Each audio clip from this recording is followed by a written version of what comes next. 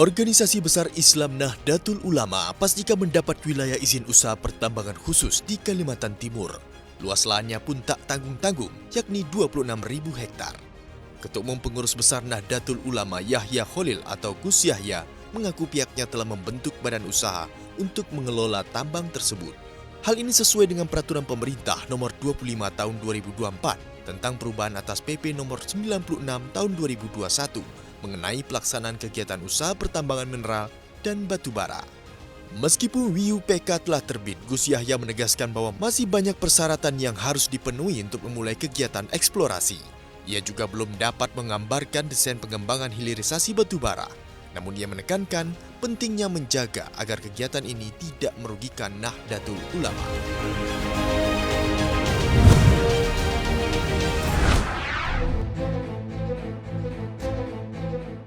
Pemerintahan Presiden Prabowo Subianto memutuskan untuk melanjutkan program bantuan pangan beras 10 kg gratis bagi keluarga berpenghasilan rendah. Program ini awalnya diluncurkan pada era Presiden Joko Widodo untuk mengurangi dampak lonjakan harga beras.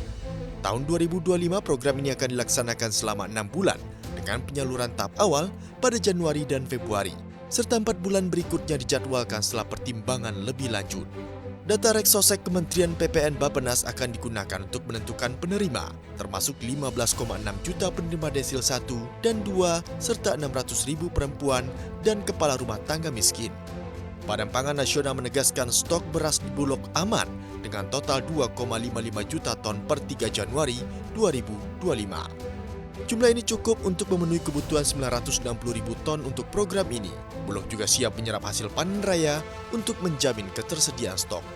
Untuk mendukung program bantuan dan penyerapan hasil petani, pemerintah menaikkan harga pembelian pemerintah untuk gabah dari Rp6.000 menjadi Rp6.500 per kilogram yang berlaku mulai 15 Januari 2025.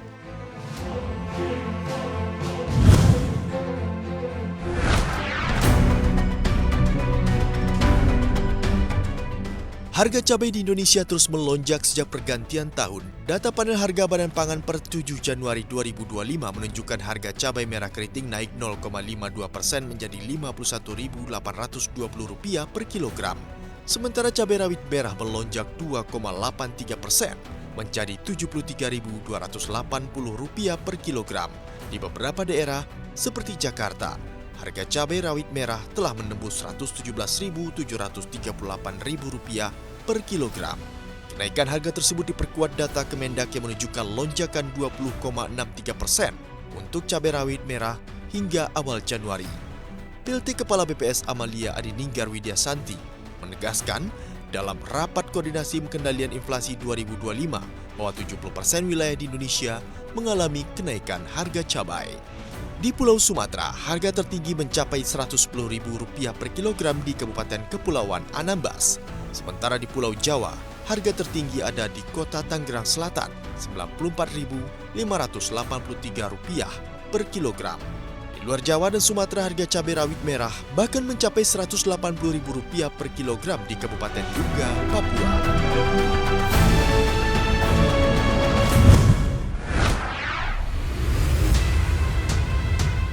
Telah lama ditunggu-tunggu, kini akhirnya Indonesia resmi menjadi anggota penuh aliansi BRICS. Brazil menyatakan secara konsensus anggota BRICS menyetujui masuknya Indonesia sebagai lanjutan dari pertemuan puncak BRICS pada 2023 lalu di Johannesburg. Brazil menjelaskan Indonesia mendapatkan lampu hijau dari blok sejak 2023 lalu. Namun Indonesia baru diminta bergabung setelah pemilihan presiden yang diadakan tahun lalu. Dengan keanggotaan ini, Indonesia dapat berbagi peran untuk mendukung reformasi lembaga tata kelola global dan pendalaman kerjasama di Global South. BRICS sudah berdiri sejak 2009 oleh 4 negara pendiri yakni Brazil, Rusia, India, dan China, disusul oleh Afrika Selatan. Pada tahun lalu, Mesir, Ethiopia, Iran, dan Uni Emirat Arab pun bergabung dengan blok ini.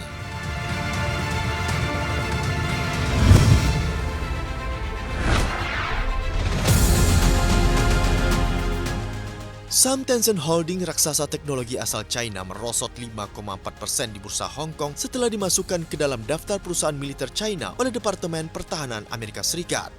Menurut Undang-Undang Otoritas Pertahanan Nasional 2024, Departemen Pertahanan Amerika Serikat dilarang membeli barang atau jasa langsung dari perusahaan dalam daftar tersebut mulai Januari 2026. Larangan pembelian tidak langsung juga akan diberlakukan mulai Juni 2027.